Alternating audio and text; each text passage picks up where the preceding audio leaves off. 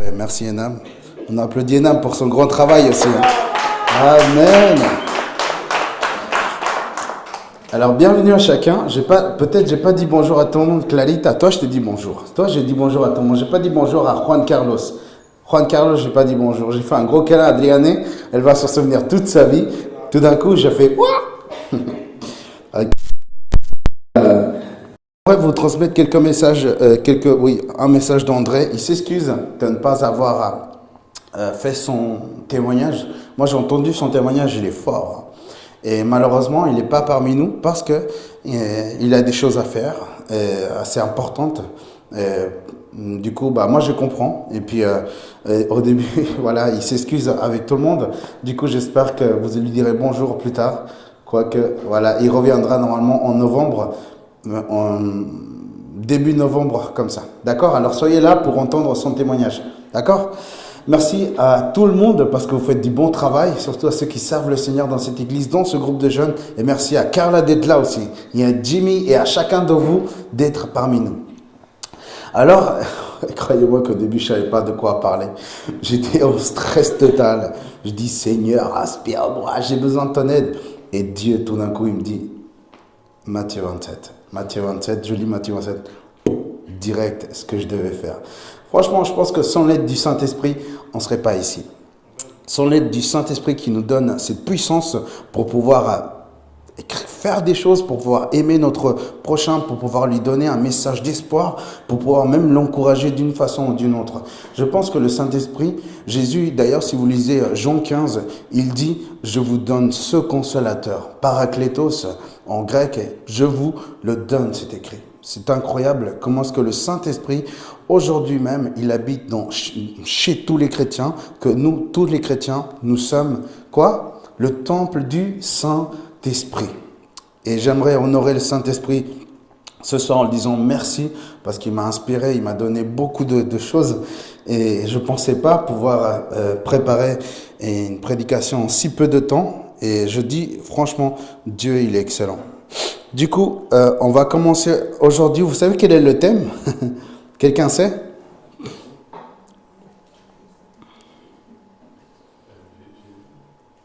Oui? Jésus, c'est le thème actuel de tous les temps, c'est vrai.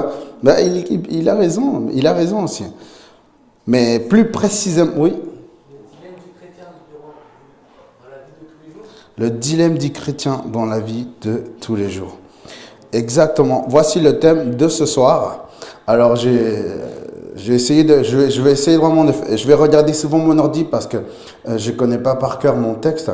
Du coup, je m'excuse si jamais. Du coup, voici le texte qu'on va lire aujourd'hui. Matthieu chapitre 27, versets 1 à 26. Qui a déjà lu Matthieu chapitre 27? Qui l'a déjà lu, qui l'a examiné, qui s'est dit « Oh purée, je suis un pécheur ».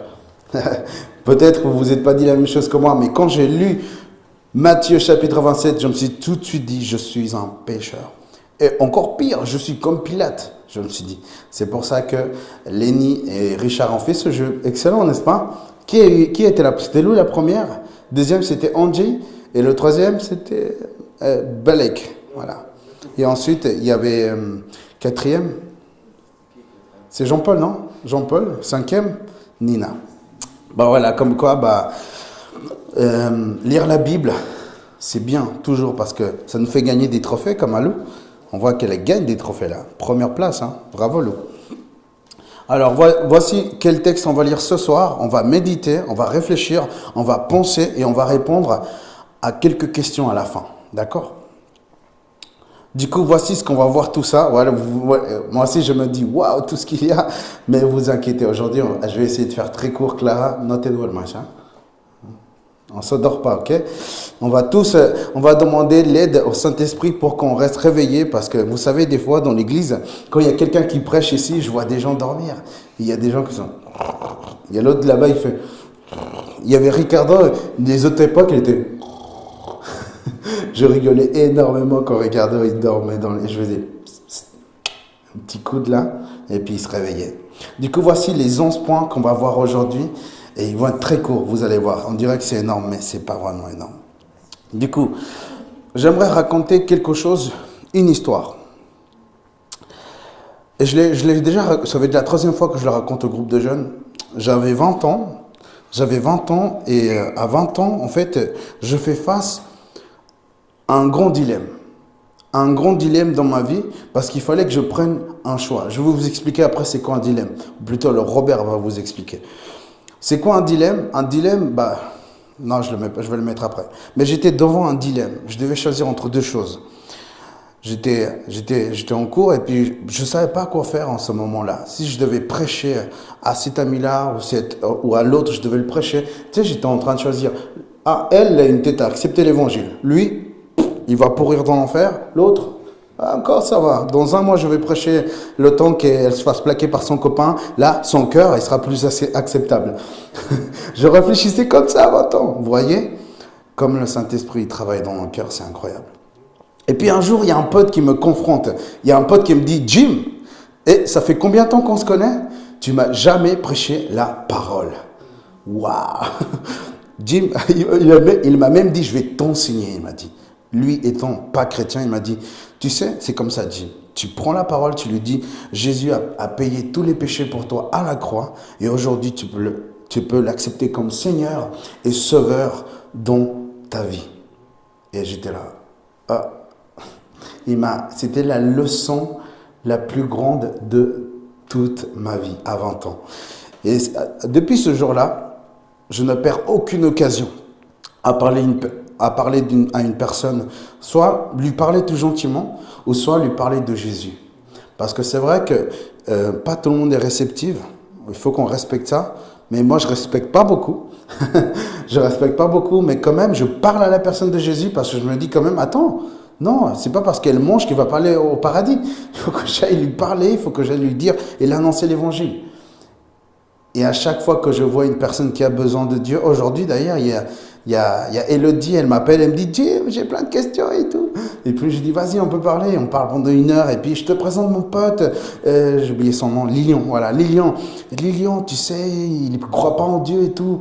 Et moi je dis, d'accord, bah passe-le-moi. Et c'est là que je lui prêche l'évangile. Bah, je lui dis, tu sais, si le toit il tombe, bon, moi je vais au paradis, toi tu vas pas, je lui dis. Mais lui il était là, ben oui. Mais tu sais quelle est la différence entre toi et moi? C'est que moi, je vais là-bas, mais toi, tu vas ailleurs. Mais disons que toi, tu as raison dans ta logique de la science. Je ne suis pas contre la science, j'aime la science d'ailleurs. Et puis, il me dit, disons que j'ai raison, Lilian, il dit, et que moi, je ne vais pas, et que tu as faux, Jim, il m'a dit. Tu gagnes quoi, Jim? Moi, je dis, je gagne tout, parce que la Bible, elle m'enseigne comment aimer mes parents. La Bible m'enseigne comment traiter mes amis. La Bible m'enseigne comment vivre une vie digne d'être vécue. Mais par contre, toi, tu n'as pas ce livre-là. Et tu ne le lis pas tous les jours. Mais par contre, Lilian, si j'ai raison, eh ben, mon frère, tu es dans le caca, je l'ai dit. Moi, je vais là-bas, toi, tu vas ailleurs. Et là, il a dit, alors je lui ai dit, je t'invite pour le camp du groupe de jeunes. Tu es invité, je dis. Il m'a dit, d'accord, je vais venir. Il m'a dit. Comme quoi, bah, Elodie vous transmet tous les bonjours et les bonsoirs qu'elle n'a pas pu vous donner, si jamais. Alors, c'était ça mon introduction. Et aujourd'hui, bah, j'aimerais lire ce chapitre, pas tout entier, mais le lire presque entier, chapitre 27, verset 1 au 26. Ok? C'est parti pour la lecture. Je sais qu'il y en a qui n'aiment pas trop lire ici, mais moi, j'aimerais vraiment cultiver cet acte-là, de pouvoir lire un petit peu au moins la parole, au moins 20 versets. Là, on va lire 26. C'est parti. Le matin venu, tous les grands prêtres et les anciens du peuple tinrent conseil contre Jésus pour le faire mettre à mort. Et après l'avoir lié, ils l'emmenèrent et le livrèrent à Pilate, le gouverneur.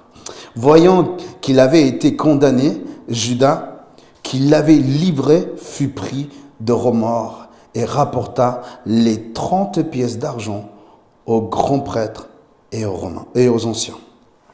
Et en disant, j'ai péché en livrant le sang innocent. Ils répondirent, que nous importe, c'est ton affaire. Et Judas jeta les pièces d'argent dans le sanctuaire et s'éloigna pour aller se pendre. Et les grands prêtres ramassèrent les pièces et dirent, il n'est pas permis de les remettre dans le carnabas, puisque c'est le prix du sang. Après avoir tenu conseil, ils achetèrent avec cet argent le champ du potier pour y ensevelir les étrangers. C'est pourquoi ce champ a été appelé champ du sang jusqu'à ce jour. Alors s'accomplit ce qui avait été dit par l'entremise du prophète Jérémie. Ils ont pris les 30 pièces d'argent, le prix attribué par les Israélites à celui qu'ils ont apprécié. Et ils les ont donnés pour le champ du potier, comme le Seigneur me l'avait ordonné. Et Jésus comparut devant le gouverneur, et le gouverneur lui demanda, « Es-tu le roi des Juifs, toi ?» Jésus lui répondit, « C'est toi qui le dis. » Mais il ne répondit rien aux accusations des grands prêtres et des anciens. Et alors Pilate lui dit, « Tu n'entends pas tout ce dont il t'accuse ?» Mais il lui répondit sur aucun point, et ce qui étonna beaucoup le gouverneur, donc Pilate. Et à chaque fête, le gouverneur avait coutume de relâcher un prisonnier pour la foule, celui qu'elle voulait. Et ils avaient alors un prisonnier fameux appelé Jésus et Barabbas. Et comme ils étaient rassemblés, Pilate leur dit, « Lequel voulez-vous que je le relâche ?» Et Jésus et Barabbas. Jésus ou Barabbas, ou Jésus qu'on l'appelle le Christ. Car il savait que c'était par envie qu'il l'avait livré. Pendant qu'ils étaient assis au tribunal, sa femme lui fit dire, « Ne te mêle pas de l'affaire de ce juste, car aujourd'hui j'ai beaucoup souffert en rêve à cause de lui. » Et les grands prêtres et les anciens se persuadèrent les foules et les demandèrent Barabbas et de faire disparaître Jésus. Et le gouverneur leur demanda, « Lequel des deux voulez-vous que je vous relâche ?» Et ils répondirent, « Barabbas !» Et Pilate leur dit, « Que ferai-je donc de Jésus ?» C'est marrant cette question. « Celui qu'on appelle le Christ. » Et tous répondirent, « Qu'il soit crucifié. » Il reprit, quel mal a-t-il donc fait? Mais ils crièrent de plus belle qu'il soit crucifié. Et Pilate, voyant que cela ne servait à rien, mais que l'agitation augmentait, prit de l'eau, se leva les mains devant les foules et dit, « Je suis innocent du sang de cet homme. C'est votre affaire. » Tout le peuple répondit, « Que son sang soit sur nous et sur nos enfants. » Et alors Pilate leur relâcha Barabbas, et après avoir fait flageller Jésus, il le libéra pour qu'il soit crucifié. C'est fort quand même, hein, cette histoire. Hein. Moi, quand je lis cette histoire, je vois que Pilate, il pose une question. Et on va justement voir c'est quoi cette question aussi. Le dilemme et la question de Pilate. Alors, je vais vous dire quand même quel est le dilemme que le chrétien fait face tous les jours dans sa vie. Quelqu'un sait? Quelqu'un peut-être sait quelque chose?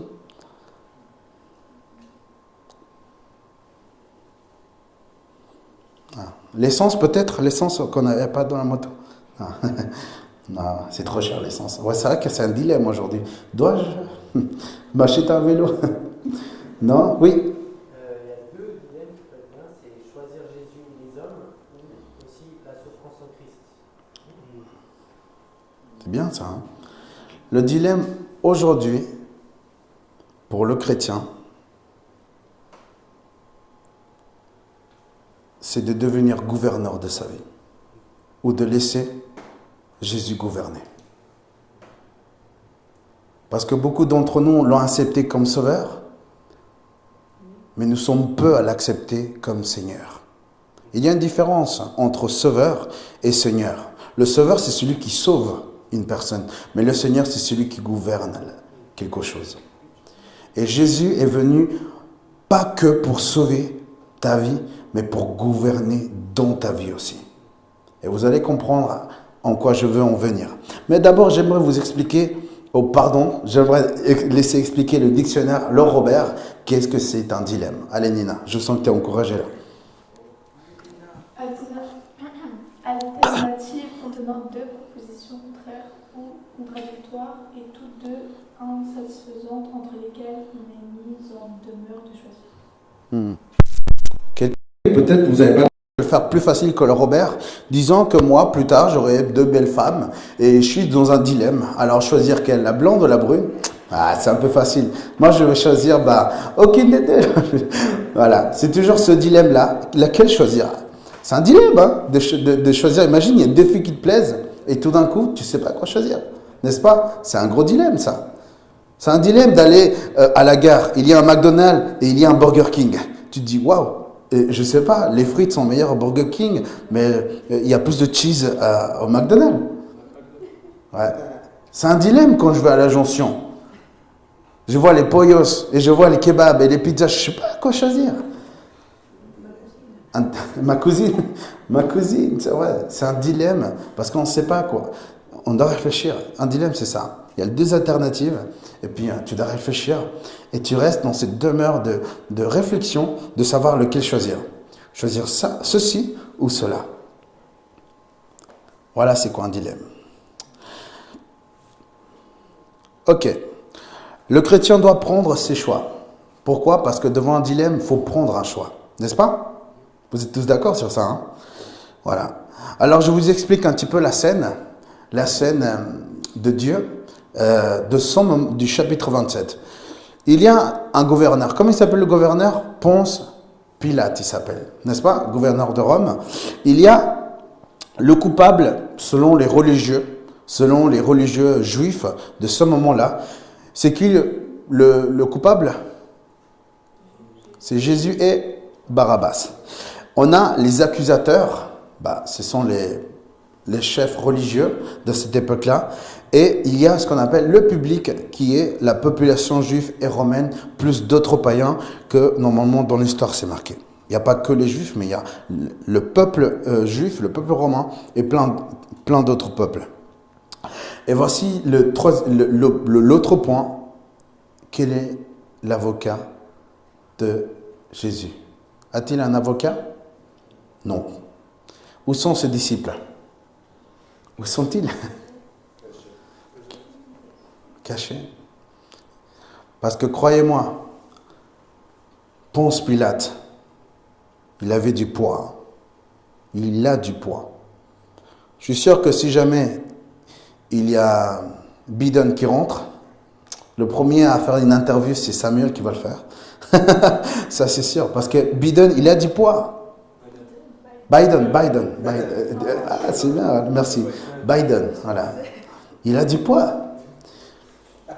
Aujourd'hui, quand Jésus rentre dans cette présence, est-ce qu'il a du poids pour toi? Est-ce que tu le laisses avoir du poids aussi? Parce que Jésus, il a du poids. Il est fort, hein? Et il peut régner à n'importe quel moment dans ta vie. Mais est-ce que tu le laisses réellement? Et plein de gens ne le font pas. Ils disent non, moi j'ai envie de faire mes choix par moi-même. J'ai envie de faire par ça, Pourquoi je vous dis ça? Parce que dans toute la semaine, j'ai toujours 10 appels de 10 jeunes, ou 15 des fois, qui m'appellent entre semaines. Et croyez-moi que la moitié, c'est pas de ce groupe de jeunes. La moitié, à peine presque le 40% c'est de ce groupe de jeunes.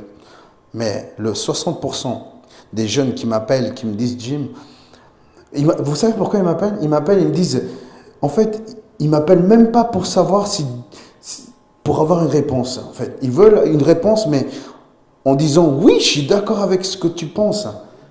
Et ça, c'est faux. Si tu viens vers moi, sache que tu auras une réponse biblique. Je pense très rarement à ma chair quand je donne une réponse biblique. Et malheureusement, cette face de moi, ça fait peur un peu aux autres. Parce que personne ne veut être confronté à la réalité. Personne n'a envie de voir la réalité telle qu'elle est.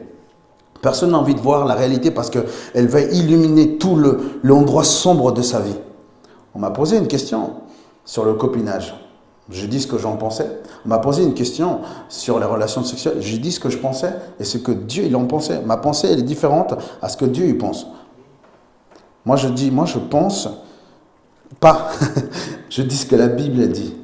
Parce que ce que je pense, il y a plein de trucs que je pense, mais je préfère dire ce que la Bible, elle dit à propos de ces choses-là. Du coup, le jugement de Jésus, c'était quoi? Qu'est-ce qu'il avait fait, Ponce Pilate? Il leur pose une question. Vous voulez qu'on délivre qui? Parce que c'était une coutume chez le gouverneur hein, de relâcher à chaque fois un prisonnier dans toutes les fêtes. Et les Romains, ils avaient beaucoup de fêtes, hein, pas qu'une, mais plusieurs, hein, pour le dieu soleil, etc. Et ils ont préféré relâcher qui? Barabbas. Barabbas, exactement. Et Jésus, il a été condamné où? À la croix. À la croix, exactement. Voilà, pour expliquer un petit peu. Et j'aimerais lire un petit passage qui dit, Pilate leur dit, que ferai-je donc de Jésus? Il leur dit, celui qu'on appelle le Christ. C'est fou quand même, c'est marrant la question de Pilate. Hein. Il a dit, qu'est-ce que je vais faire de Jésus? Qu'est-ce que je vais faire? Qu'est-ce que je vais faire? Moi, c'est marrant parce que une fois, j'étais à l'école et il y avait le prof, il s'est trompé, il avait donné les réponses à une personne et cette personne, elle était là. Elle ne savait pas pendant l'évaluation, en fait, si c'était quoi, si c'était une épreuve. Elle ne savait pas, en fait. Et tout d'un coup, le prof, il a dit, attends, je t'ai donné la réponse. Ah, ok. Pilate se trouvait pareil devant Jésus. Vous savez qui est Jésus? Jésus, c'est le pain de vie. Jésus, c'est la lumière. Jésus, c'est la porte. Jésus, c'est le bon berger. Jésus, c'est la résurrection et la vie. Jésus, c'est le chemin, la vérité et la vie. Voilà, chemin de vie. Et Jésus est le vrai sceptre. Moi, je me dis quand même, attends, t'as la vérité devant toi et tu sais pas quoi faire? Quand même, attends, t'as la vérité devant toi et tu sais pas quoi faire? Mais demande-lui, il a la vérité, il sait quoi faire. Et lui, il dit, et qu'est-ce qu'il va faire? Lui, il va demander conseil à qui? Au peuple, à ceux qui savent rien, à ceux qui veulent le tuer. Il leur dit, mais vous voulez qu'on fasse quoi? Des fois, on se trouve comme c'était ami là de l'école, tu as la réponse devant, tu es perdu. Tu n'as rien révisé, c'est normal, tu ne comprends rien. Pilate aussi s'est retrouvé devant les réponses de son évaluation. Et qu'est-ce qu'il a fait? Il a échappé l'examen, il a dit, c'est quoi la réponse, les gars? C'est fou quand même, hein? Même en ayant la vérité des fois en face, on veut pas la voir. On fait semblant de ne pas la voir. Moi, ça me fait marrer. Enam, il m'a envoyé une petite vidéo pendant semaine. Ça a marqué Jésus a dit que moi la bonne personne. Après, il ouvre la Bible. Deuxième de Timothée, fuis les passions de ta jeunesse. Ah Seigneur, tu t'es trompé. Et il reprit encore. C'est fou quand même. Hein. C'est vraiment fou. Je rigole, vous savez pourquoi? Parce que j'ai fait la même chose. J'ai fait la même chose. En plus, je suis tombé sur fuis les passions de ta jeunesse. C'est ça le pire. C'est pour ça que j'ai rigolé à sa vidéo qu'il m'a envoyée. Du coup, même si on a la vérité en face, c'est fort probable que tu nies la vérité que Jésus a envie que tu connaisses. Malheureusement, ça nous arrive à tous. Le quatrième point, et justement, j'aimerais donner cette réponse à la question de Pilate. Que ferai-je donc de Jésus, celui qu'on appelle le Christ? Et voici ma première réponse biblique. Comme je vous ai dit, je donne toujours des réponses bibliques. Ma première réponse à Pilate, c'est « écoute-le ». Attends, Pilate. Il est devant toi et tu ne veux pas l'écouter? Il est devant toi et tu n'as pas envie de l'écouter. Ma première réponse à Pilate et à tous les personnes qui sont dehors, les athées, les incrédules, c'est écouter Jésus. Ma première réponse, écoutez Jésus. C'est écrit, pendant qu'il était assis au tribunal, sa femme lui fit dire, ne te mêle pas de l'affaire de ce juste, car aujourd'hui j'ai beaucoup souffert en rêve à cause de lui. Dieu a donné une réponse à qui? À la femme de Pilate. Le contexte nous explique ça. La femme de Pilate, elle a fait un rêve. Elle a dit, j'ai fait un rêve. Pourquoi tu te mêles de lui? Il faut que tu le lâches, Jésus.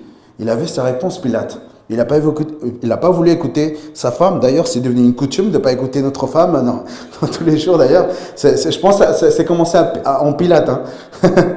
L'homme ne veut plus écouter la femme. L'homme, il croit qu'il peut se débrouiller tout seul. Rappelez-vous, c'était quoi la femme, elle a construit beaucoup de choses dans ce monde. Elle a œuvré à beaucoup de choses aussi. Et des fois, on veut même pas. Il y a des femmes qui ont des bonnes idées. Hein. Luciana, elle a une très bonne idée. Faisons la prière les mercredis. On fait les mercredis. Il y a d'autres personnes qui ont eu de très bonnes idées encore. Les femmes ont des bonnes idées, pas que les hommes. Et bien, ici, l'idée, et même la vraie idée de la femme de Pilate, de Ponce Pilate, c'était laisse en paix Jésus. Laisse en paix Jésus. Mais il n'a pas fait. Du coup, ma première réponse à Pilate, quand il dit qu'est-ce qu'on doit faire avec Jésus, écoute-le d'abord. Écoute-le.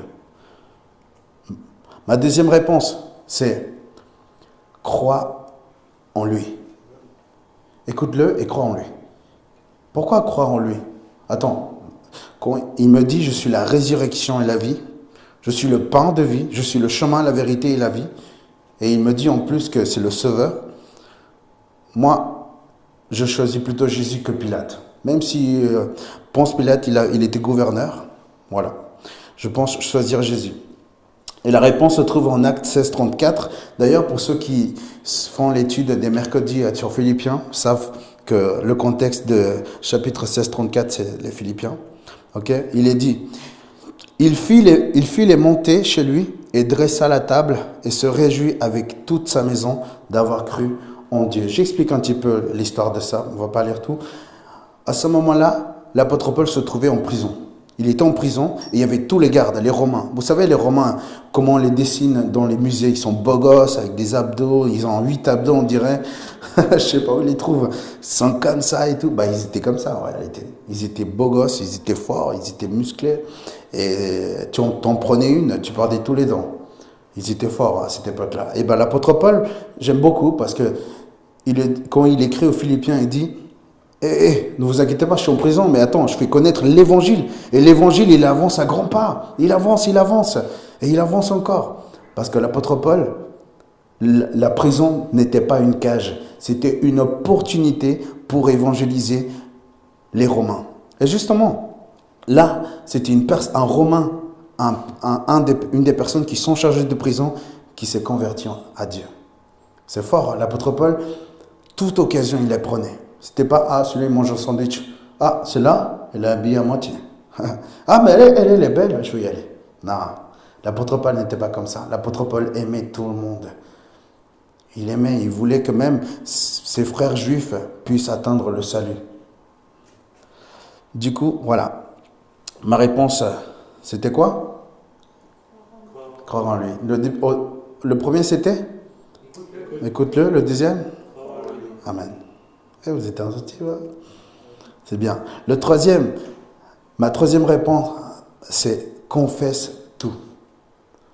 Confesse tout. Attends.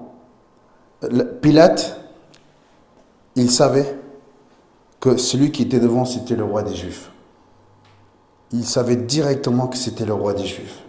Pilate le savait très bien. Ma troisième réponse à Pilate, c'est Pilate, confesse. C'est bon, fais pas semblant là. Confesse que c'est lui le véritable gouverneur. C'est celui qui sauve, c'est celui qui donne un avenir à toutes les personnes qui n'ont pas d'espoir. Et c'est celui qui donne de l'espoir à toutes personnes qui se sont perdues aussi. Et on va lire ce verset, Romains chapitre 10, verset 9 à 10, qui nous dit « En effet, si avec ta bouche tu reconnais en Jésus le Seigneur, et si avec ton cœur tu crois que Dieu l'a réveillé d'entre les morts, tu seras sauvé. Car c'est avec le cœur qu'on a la foi qui mène à la justice, et c'est avec la bouche qu'on a fait l'acte de reconnaissance qui mène au salut. » Tu veux être sauvé, Pilate ? Confesse que je suis le véritable gouverneur. Allez, confesse tout, que je suis le véritable sauveur du monde. Malheureusement, il n'a pas fait. Du coup, c'est quoi? Écoutez. Confesser. Exactement. Écoutez, croire, confesser. La quatrième réponse pour Mr. Pilate, obéis. Vous savez, quand on est là, on veut obéir à personne. Moi, j'en me souviens, hein, premier groupe de jeunes, première année, il y avait une personne qui m'a dit un truc, t'es qui toi? Je lui ai dit, non, t'es qui? Et on est toujours comme ça, parce que quand on est là, on se croit plus que les gens. Et là, je me suis dit, deuxième année, il faut que je me calme. Troisième année, les choses allaient mieux. Et là, je suis à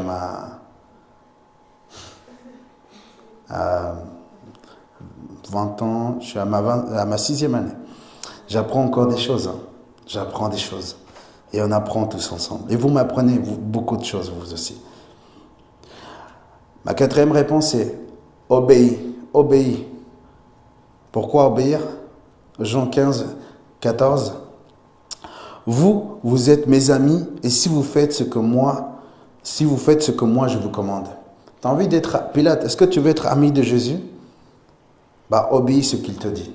Il y a quand même, il faut faire quelque chose hein, pour être l'ami de Jésus aussi. Et on devient ami de Jésus parce qu'on le demande, c'est vrai, mais comment on va remarquer qu'on est ses amis? Ils vont remarquer si on obéit ses commandements. Et Jésus, il dit beaucoup de choses. Hein. Il a dit, fais attention à ce que tu penses, fais attention à ce que tu fais, fais attention avec qui tu es, écoute toujours les grands, etc. Et malheur à Pilate, il a pas vraiment fait cela, malheureusement. Je relis, vous êtes mes amis, si vous ne faites pas ce que moi, je vous commande, qu'est-ce qui se passe si on ne fait pas ce que Jésus commande? On n'est pas son ami. Vous vous rappelez quand vous avez 4 ans, 3 ans, vous avez des jouets? T'es pas mon ami. Tu joues pas avec mes jouets. C'est à moi. T'es mon pote? Ah ouais, t'es mon pote. Vas-y, c'est bon. T'as 15 ans? Ouais, ça va. Ouais. Tu veux jouer à la play? Vas-y, viens. Si t'es pas son pote, tu manges pas les chips, tu joues pas à la play 2. Ouais, enfin, la 5 maintenant. La 5, tu ne fais rien si t'es pas son pote. Figure-toi que c'est la même chose avec Jésus. Si tu n'es pas ami de Jésus, déjà tu ne vas pas avoir la vie éternelle. Croyez-moi qu'aujourd'hui nous sommes dans un temps, le temps qui a été donné par Dieu, le temps il a une limite, vous savez ça, hein, le temps. Il y a un temps pour tout. Il y a un temps pour faire le collège. Il y a un temps pour le collège, il y a un temps pour l'université, il y a un temps pour le CFC, il y a un temps pour un master, un doctorat, etc. Il y a un temps aussi pour toi. Et le temps, il a un temps aussi. Et le temps, il a un créateur. Vous savez qui est Dieu? Dieu, c'est éternité. Jésus s'est fait homme. La parole s'est incarnée en un homme. Le temps, il est limité. L'éternité est rentrée dans le temps pour que l'éternité vienne te dire à toi, est-ce que tu as envie de croire? Est-ce que tu veux être libéré de tes péchés? Accepte la vie éternelle. L'éternité t'offre l'éternité pour que tu puisses avoir une communion d'éternité dans l'éternité. Tu comprends cela? J'espère que vous comprenez ce que je dis, parce que l'éternité est enfin venue dans ce monde il y a 2000 ans pour gouverner dans ta vie et pour régner réellement dans vos vies. 5e réponse que je donne à Pilate. Je sais, Pilate, t'es mort, mais tu m'écoutes depuis là où tu es, hein, je sais pas. Ok? 5e réponse que je donne à Pilate. Suis Jésus. C'était quoi la première qui s'en souvient? Écoute. Crois, confesse, obéis. Waouh, c'est bien. La 5e, c'est suis Jésus. C'est quoi c'est-à-dire quoi suivre? Quelqu'un me définit un petit peu? Clara, toi? Non? Quelqu'un me dit c'est quoi suivre? Oui. Tu veux aussi? Tu peux après. De prendre les mêmes pas que Jésus fait. De le voir et d'être la volonté que ta volonté soit comme lui. Soit comme lui. Il ne parle pas, il dit rien. Tu vois qu'il passe par un bout de bois hyper fin, tu le suis. Beaucoup aimé. Merci les gars. Merci beaucoup. C'est ça en fait. Hein. Suivre Jésus, c'est... Si je vais affronter le gouverneur, je vais avec Jésus. Si Jésus, il est dans le désert, je vais dans le désert. Si Jésus, il est passé par la croix du calvaire, je vais l'accompagner. Partout où il va, je vais l'accompagner. Et je veux avoir son caractère, je veux avoir ce qu'il a. Parce que vous savez combien de personnes dans ce monde, aujourd'hui, achètent la Bible Vous savez que le livre le plus vendu au monde, c'est lequel? C'est la Bible. C'est le Coran? Non. La Bible de Satan? Non. Le Mormon, le livre du Mormon? Non.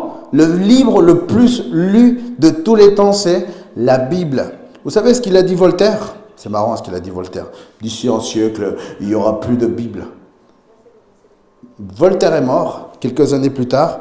Vous savez ce qu'on fait chez lui? On imprime des Bibles. C'est quand même drôle. Hein? Attends, tu dis à tout le monde, Voltaire est connu si jamais. Hein? Voltaire il dit à tout le monde, dans un siècle, il n'y aura plus de Bible. Plus tard, on fait des Bibles chez lui. C'est quand même drôle. Hein? C'est comme le gars qui a dit pour le Titanic, même Dieu ne pourrait pas l'arrêter. Qu'est-ce qui s'est passé? Ouais. Iceberg. Bam. Tiens ça, Titanic. Quand tu défies Dieu, fais gaffe. Hein. Fais gaffe quand tu défies Dieu. Parce que Dieu est plus grand que le Titanic. Dieu est plus grand que n'importe qui ici. D'accord? Et Dieu peut tout restaurer, il peut tout refaire parce qu'il est Dieu. Et son nom, franchement, il le porte super bien, je pense. Hein. Alors, croyons en lui là où nous sommes. D'accord? Croyons en lui là où nous nous trouvons. Croyons en lui parce qu'on a besoin de croire. Ce besoin que nous avons dans notre être intérieur, il est grand, vous savez. Quand nous sommes... Moi, quand j'avais 18 ans, je devais croire en quelque chose. Quand j'avais 15 ans, je devais croire en Dieu. Je devais parce que je ne pouvais pas croire en d'autres choses. J'avais besoin de croire en quelqu'un qui était vrai, et véritable et éternel. L'éternité, je sais qu'elle m'a touché. Et aujourd'hui, quand je lis la Bible, j'ai lu un verset qui m'a trop impacté. C'est Dieu, il a une pensée d'éternité pour chacun de nous. C'est-à-dire qu'il me pense de sa façon d'éternité que je serai avec lui. Depuis l'éternité, il pense à moi. C'est fou quand même. Hein? Parce que je dis ça parce que, vous savez, j'ai croisé une personne qui m'a dit, Jim, cette personne, elle ne pense pas à moi. Mais Jésus, il pense à toi. Je dis, depuis l'éternité. Tu sais, des fois, tu te poses des questions, tu te dis, il n'y a personne qui pense à moi. Moi, je pense à toi. Jésus, il pense à toi. C'est pas suffisant. L'autre, elle va mourir hein, pour l'éternité dans la mort. Mais si elle se convertit, tant mieux. Tant mieux. Du coup, la chose suivante, c'est suis Jésus. Pourquoi? Parce que tu vas le suivre pour l'éternité, plus tard. Et regardez, on va lire.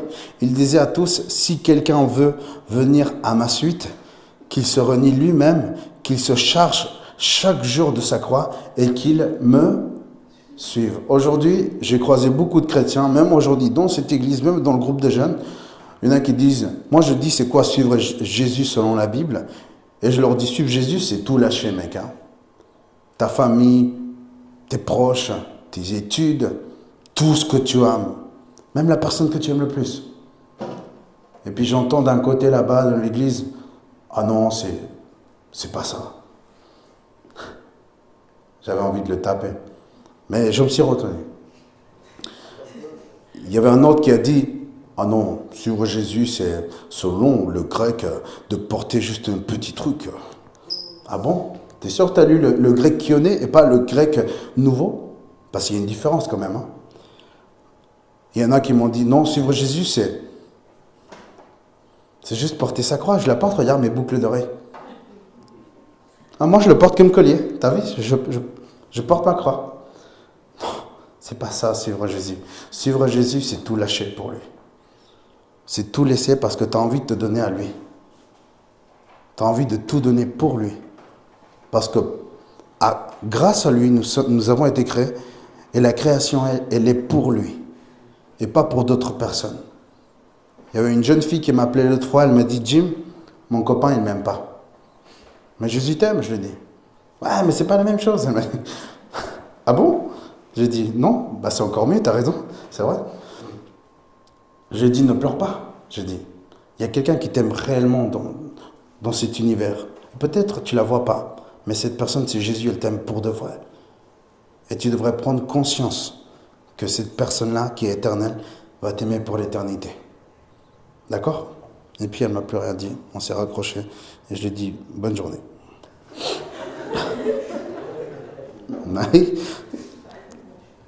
Sixième réponse à Pilate. Ok? Sois son témoin. Vous vous rappelez des 5 points?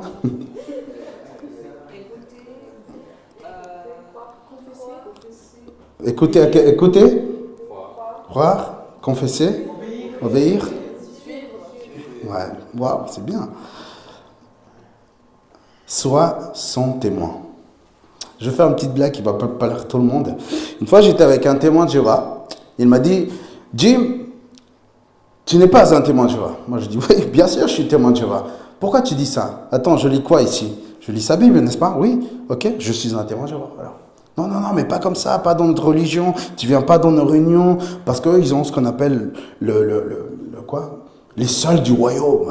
Ça s'appelle comme ça. J'étais là, waouh, tellement magique. Tu sais, tu rentres là-bas, je me vois rentrer là-bas avec royauté, la chaise du roi et tout. Mais non, en fait, c'est comme ici. Rien à voir, c'est comme partout. Et puis, moi, je dis à ce témoin de Jéhovah, non, moi, je suis témoin de Jésus. Pas que de Dieu, mais je suis témoin de Jésus qui est Dieu aussi, et du Saint-Esprit et de son œuvre parfaite. Voici c'était pas vraiment une blague, mais voilà. Du coup, c'est quoi la 6e réponse que je donne à Pilate? C'est sois son témoin. Et vous allez comprendre pourquoi. C'est écrit. Mais vous recevrez la puissance quand l'Esprit Saint viendra sur vous et vous serez mes témoins à Jérusalem, pas qu'en Jérusalem, mais dans toute la Judée et en Samarie et jusqu'à les extrémités de la terre, partout.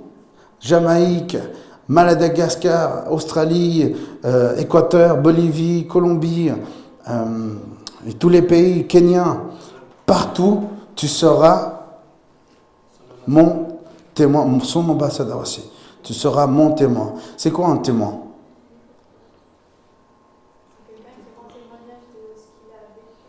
C'est quelqu'un qui rend témoignage de ce qu'il a vécu. Exactement. Oui.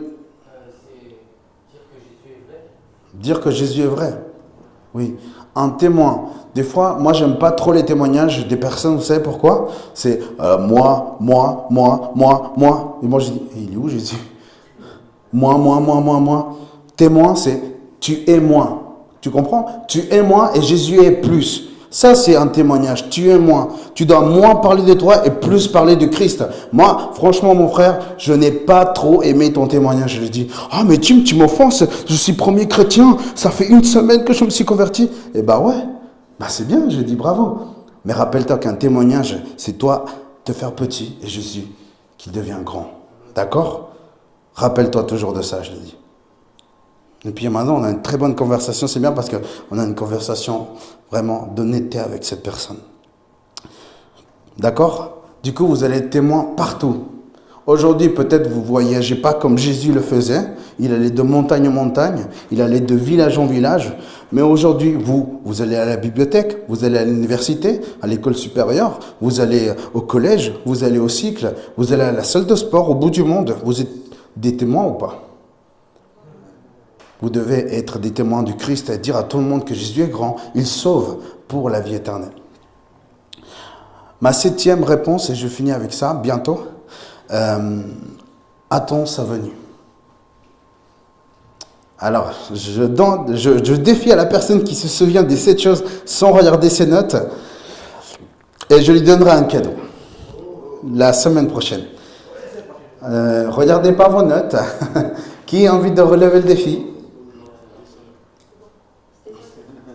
Luciana? Non, mais je l'ai fait d'abord dans ma tête. Ok. Tu veux, Lenny? Attends, mais viens ici devant tout le monde, comme ça tout le monde t'écoute. Ok? Ok, on applaudit Lenny. On dit, mais regarde pas là. Dans l'ordre ou pas? T'es pas obligé. Ok. Alors, il me semble, je dis aussi le 7e. Oui. Bon, le 7e, on le voit. Alors, il y a. Voilà, Tu veux? le suivre, Ouais. l'écouter, Oui. obéir, Ouais. Rendre témoignage. Ouais. Et puis après, j'ai. Suivre. Ah là, j'ai un petit peu. Voilà, il a tout dit déjà. Bon, c'est pas grave, c'est bien. Tu veux faire quand même? Bravo. Viens ici. Allez, on applaudit, allez, Luciana. Allez. Vas-y, Luciana. Il y a suivre, croire, confesser, Pourquoi j'ai un blanc maintenant? Ouais, en fait, je crois, dès qu'on vient ici, il y a un blanc. Il y a un blanc. C'est ça, la sainteté du Seigneur. Hein. C'est ça le blanc. Ok. Non, mais tout d'un coup, vous savez, être devant tout le monde, c'est pas facile. Hein. Il y a quand même une grosse pression. Hein. Et Luciana, tout d'un coup, tiens, je connais la 7. Tout d'un coup, ça me rappelle les épreuves que je faisais auparavant. Tu sais, tout d'un coup, tu es tout à fond et tu te réveilles le matin, 5 heures, je faisais l'épreuve, j'étais là. Oh, j'ai un blanc. Et je devais toujours réviser le classeur. Et voilà. Du coup, le 7e point, c'est quoi? Attends sa venue. Premier point, écouter, croire, confesser. Hein? Amen. Merci beaucoup. Bravo. Je vous ramènerai un cadeau à tout le monde. Vous avez tous bien fait. Ma 7e réponse à Mr. Pilate, Ponce Pilate plutôt, c'est attends sa venue. Jésus est venu une fois, mais il a dit qu'il allait revenir. En 1er des Thessaloniciens, chapitre 1, verset 10, c'est écrit « Et pour attendre des cieux son Fils, qu'il a réveillé d'entre les morts, Jésus, qui nous délivre de la colère à venir. » On attend sa venue. On attend que Jésus, et on sait qu'il va revenir. Il y avait un homme qui était fort intelligent et qui prêchait partout en Israël et même à Rome et même dans les endroits, dans la Turquie mineure aussi. C'est Paul. Il disait à tout le monde, Jésus revient bientôt. Ça fait 2000 ans qu'on attend. Ça fait 2000 ans que j'attends. Ça fait 26 ans que j'attends que Jésus revienne. 26 ans que Jésus revienne. Vous savez, j'ai toujours mis en parallèle l'attente de Jésus et aussi le couple. Je pense qu'on doit toujours prendre référence à Jésus comme pas le couple, mais dans le mariage aussi. Aussi pour attendre la future personne. Vous savez que nous sommes l'église, nous sommes l'épouse, n'est-ce pas? Et des fois, on n'attend pas. Et on va vers Bouddha. Des fois, on n'attend pas, et puis on va vers Mahomet. Des fois, on n'attend pas, et puis on va vers le... Vous savez qu'il y a Pilate maintenant comme sport. C'est s'étirer, comme ça. Il y avait Pilate. Il y en a qui vont vers le Pilate, c'est une sorte de religion aussi. Hein. Il y en a qui vont vers l'athéisme. Vous savez que c'est une religion, l'athéisme? Parce qu'ils croient en quelque chose, quand même. Hein. Et puis ils vont dans d'autres choses. C'est la même chose pour une jeune fille ou un jeune garçon. Il n'attend pas. Il dit, Seigneur, je ne veux pas attendre. Je m'en fous, je vais aller avec n'importe qui. Et il y a même des phrases en espagnol qui, hasta que encontrar la buena, je ne sais pas quoi, ils vont aller avec tout le monde, quoi. Et moi, je dis, waouh, tu penses vraiment comme ça? Non, il ne faut pas penser comme ça. Eh bien, ma 7e réponse à Pilate, c'est attendons sa venue. Attendons la venue royale de Jésus. Parce qu'il va revenir avec gloire et pouvoir. Et ma conclusion pour ce soir, c'est ça en fait. Moi, j'aimerais vous poser des questions. Que vas-tu faire?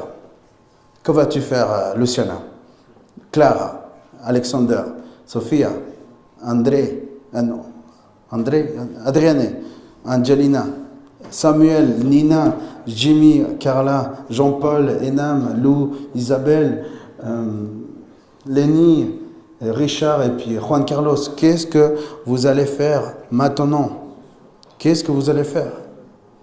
Et voici ma première question.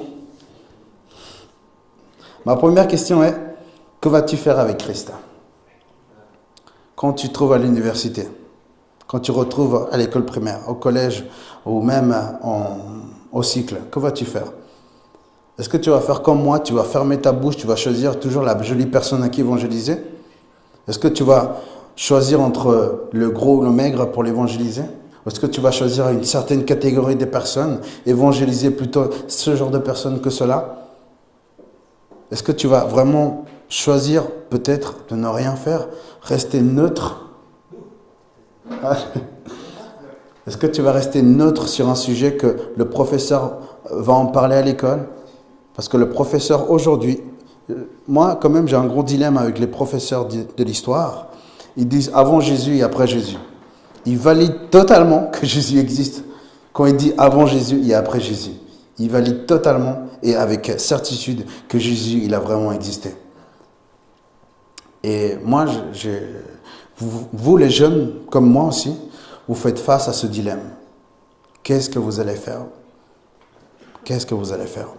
Ma deuxième question, c'est vas-tu faire comme Ponce Pilate? Qu'est-ce qu'il a fait, Ponce Pilate? Il a laissé le peuple choisir. Ouais. Ponce Pilate, lui qui avait la vérité devant lui. Jésus n'est pas un concept. Jésus, c'était la lumière qui marchait. Jésus, c'était le pain qui marchait pour donner à manger aux autres. Jésus, c'était la porte vers le paradis. Jésus est la résurrection pour les morts. Et il est la vie pour ceux qui ne veulent plus vivre. Jésus est le véritable bon berger. Celui qui va te conduire dans des sentiers pleins de bons pâturages. Est-ce que vas-tu faire comme Ponce Pilate? En ayant la vérité, aujourd'hui tu te retrouves devant la vérité. Si tu n'as pas donné ta vie au Christ, tu vas faire comme Ponce Pilate. Tu vas demander à tes professeurs, tu vas leur demander sur la théorie de l'évolution de Charles Darwin. Tu vas faire quoi? Tu vas demander conseil peut-être à des gens qui connaissent rien de la vie? Parce que c'est ce qui s'est passé avec Pilate. Il voulait demander conseil à toutes les personnes qui ne connaissaient pas réellement Dieu. C'est ce qu'ils ont fait. Et j'aimerais finir par cette dernière question qui dit, vas-tu laisser d'être le gouverneur de ta vie et laisser cette place à celui qui est digne de gouverner ta vie? Croyez-moi, mes chers amis et groupe de jeunes, vous vous retrouvez tous et vous êtes tous Ponce Pilate. Vous êtes gouverneur de votre vie. Vous avez toute autorité, et vous pouvez accepter, pas que dans les fêtes, tous les jours, vous pouvez accepter aujourd'hui de laisser l'autorité de Jésus sur vous. Vous pouvez l'accepter comme Sauveur et comme Seigneur aujourd'hui. Si vous n'avez pas encore accepté Jésus comme Sauveur et comme Seigneur, je t'invite à le faire aujourd'hui. Parce qu'on a tendance à toujours dire Jésus est mon Sauveur, mais on a du mal avec cette parole Seigneur. Qu'il gouverne dans tout ce que tu fais. Vous savez, moi il y a des choses que je partage avec Jésus, et je parle beaucoup avec Jésus, vous savez, et je lui dis, Jésus, je ne suis pas d'accord avec ça dans le groupe des jeunes. Tu sais, ce jeune homme ou cette jeune fille, je lui dis. Et Jésus me répond avec la parole, il me répond tous les jours. Quand je fais mes méditations de tous les jours, il me dit ce que je dois faire et comment je dois me débrouiller pour que cette personne-là puisse mieux écouter. D'accord? Et ma question pour toi est, est-ce que tu vas laisser vraiment Jésus gouverner ta vie? Parce que rappelle-toi, Jésus n'est pas que le roi des Juifs. Jésus est bien plus que cela. Jésus est le roi du monde. Tout a été créé par lui et tout est pour lui, nous dit Colossiens.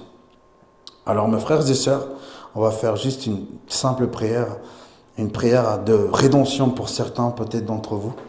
Mais je vais prier quand même pour chacun de vous qui êtes dans ce moment-là, et pour ceux qui n'ont pas accepté encore Jésus comme Sauveur et Seigneur, ou peut-être pour ceux qui l'ont accepté comme Sauveur mais pas comme Seigneur. C'est le moment de le faire, si tu le désires réellement dans ton cœur.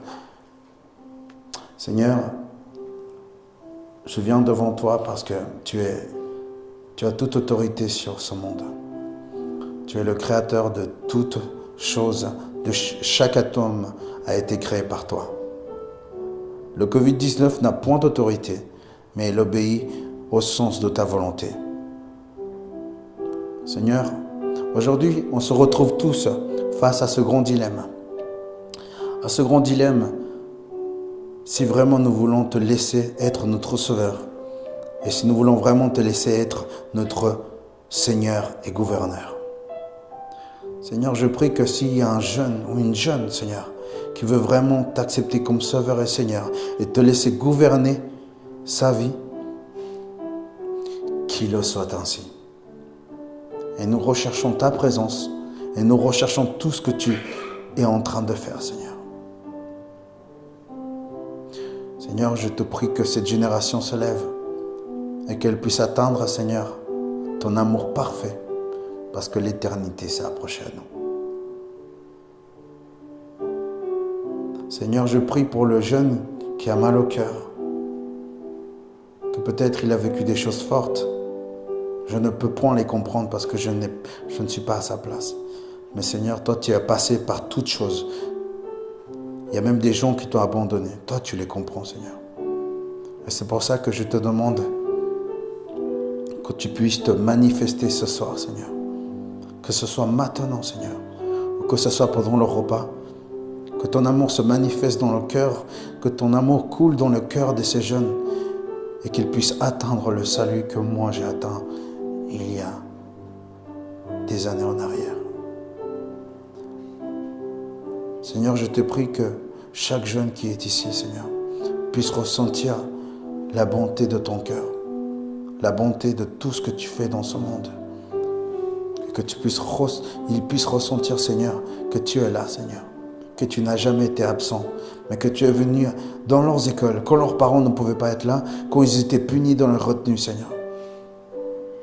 Quand ils ont volé quelque chose, ils se sont fait choper, tu étais là, Seigneur, pour gouverner, pour les protéger, Seigneur. Ou quand même ils se sont sentis les plus abandonnés, Seigneur, tu étais celui qui était là pour les tenir la main, pour leur dire que je suis là. Mais il est vrai que dans un monde où il nous offre beaucoup de choses, Seigneur, nous sommes tellement faciles à aller vers les choses tellement banales, Seigneur. Mais on veut t'accepter. Moi, je l'ai fait, Seigneur. Mais il y a des jeunes aujourd'hui qui veulent le faire ou qui le feront plus tard. Règne dans leur cœur, Seigneur. On veut que tu puisses régner, Père, pour de vrai, et que Jésus manifeste-toi dans leur cœur. On prie au nom de Jésus. Amen.